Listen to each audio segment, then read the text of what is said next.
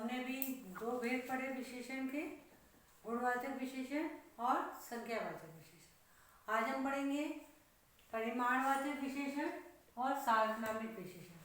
परिमाण तो अपने आप में ही बता रहा है, वो माप तोल है ना। तो परिमाण संख्या में क्या होता है, जो शब्द संज्ञा या सर्वनाम की संख्या बताते हैं, ठीक है ना। और परिमाण में क्या होता है, परिमाण मतलब नाप तोल, जो शब्द संज्ञा सर्वनाम की माप तोल है ना, मात्रा या नाप का, नाप या तोलते हैं ना अपन, नाप मापते हैं, जो नाप माप तोल के बारे में बताते हैं उसे परिमाणवाचक विशेषण कहते हैं। जैसे कोई चीज नापते हैं तो क्या कहते हैं अपन, 1 किलो शक्कर नापते हैं ना, शक्कर तोलते हैं ना, और 1 मीटर कपड़ा तो नापते हैं। तो जैसे इस थैली में 1 लीटर दूध है, इस थैली में 1 लीटर दूध है, ठीक है ना।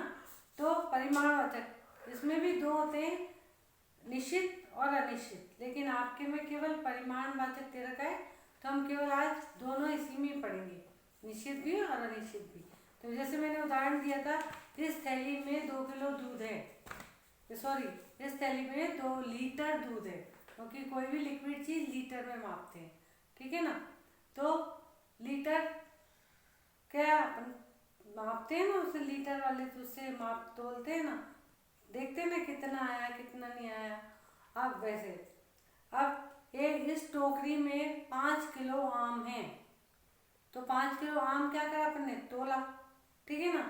जैसे अब माप भी लिया अपन ने, तोल भी लिया। अब कपड़े को तो अपन मीटर में नापते हैं ना, 2 इंच 3 इंच 3 मीटर 4 मीटर। तो कुर्ता 3 मीटर कपड़े से बना है, ठीक है। तो ये सब क्या हुआ, नाप तोल संबंधी।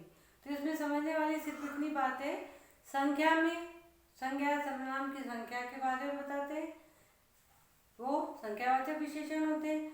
जो शब्द संज्ञा सर्वनाम की माप तोल है ना, नाप, इसके बारे में बताते हैं, वे परिमाणवाचक विशेषण होते हैं। अब समझने वाली बात है सार्वनामिक विशेषण, ठीक है ना।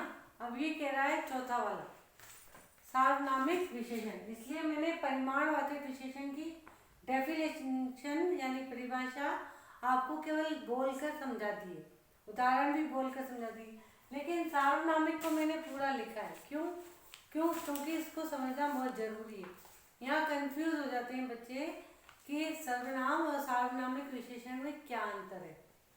तो सर्वनाम किसे कहते हैं, जो शब्द संज्ञा के स्थान पर आते हैं, प्रयुक्त होते हैं, प्रयोग किए जाते हैं, उन्हें सर्वनाम कहते हैं, ठीक है ना। ये तो सर्वनाम की परिभाषा हुई। लेकिन सार्वनामिक विशेषण, तो सार्वनामिक विशेषण की विशेषता क्या है, जब सर्वनाम शब्द संज्ञा के पहले आकर उसकी विशेषता बताते हैं, उसे सार्वनामिक विशेषण कहते हैं। अब जैसे उदाहरण के द्वारा समझते हैं हम, ये अनार मीठे हैं, तो अनार क्या है, संज्ञा, उसके पहले क्या है, ये, ठीक है ना।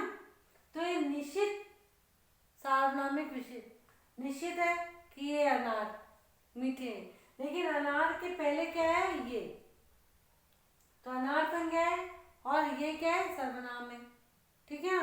लेकिन सर्वनाम किसके पहले आ रहा है, संज्ञा के पहले, ठीक है ना। ये अनार मीठे हैं, तो ये सार्वनामिक विशेषण है, ठीक है। अब जैसे इस घड़ी का आकार तिकोना है, इस घड़ी का आकार, तो घड़ी क्या है, संज्ञा है, ठीक है ना, और इस सर्वनाम है, तो संज्ञा के पहले आ रहा है इस, तो संज्ञा के पहले आकर क्या बता रहा है, वो उनकी विशेषता बता रहा है कि ये घड़ी कैसी है, तिकोनी है, ठीक है ना। यह घोड़ा बहुत तेज दौड़ता है, यह घोड़ा, तो घोड़े के पहले यह आया, तो ये सार्वनामिक विशेषण है, समझ में आया।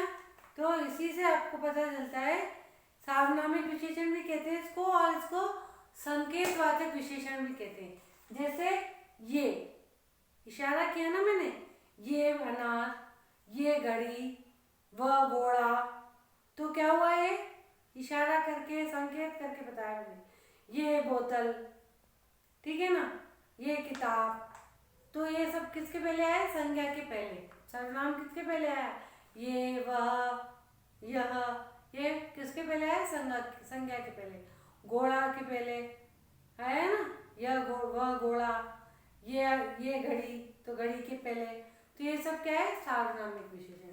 तो अगर आपसे पूछा जाए सर्वनाम और सार्वनामिक विशेषण में क्या अंतर है, तो सर्वनाम जो शब्द संज्ञा के स्थान पर प्रयोग किए जाते हैं सर्वनाम कहलाते हैं, और जो सर्वनाम शब्द संज्ञा के पहले आकर उनकी विशेषता बताते हैं उसे सार्वनामिक विशेषण या संकेतवाचक विशेषण कहते हैं। ठीक है बच्चों, तो आज हमने ये दोनों पढ़े, संख्यावाचक विशेषण और सार्वनामिक विशेषण। अब यहाँ आप ध्यान देना, यहाँ आप थोड़ा सा इसमें या आपके ऊपर गलत लिखा हुआ है, जैसे यहाँ पे लिखा हुआ है ताजा फल, तो विशेष में ताजा लिखा है, तो ये विशेष नहीं है बच्चों, ये विशेषण है, क्योंकि ताजा क्या होता है? विशेषण। और फल की विशेषता बता रहा है कि वो ताजा है, तो फल क्या है? विशेष, और फल की विशेषता क्या है? ताजा। तो यहाँ ये गलत कर रखा है, मैं आपको जब भी PDF में डालूंगी तो इसको सही करके दूंगी। ठीक है, ओके बच्चों, बाय।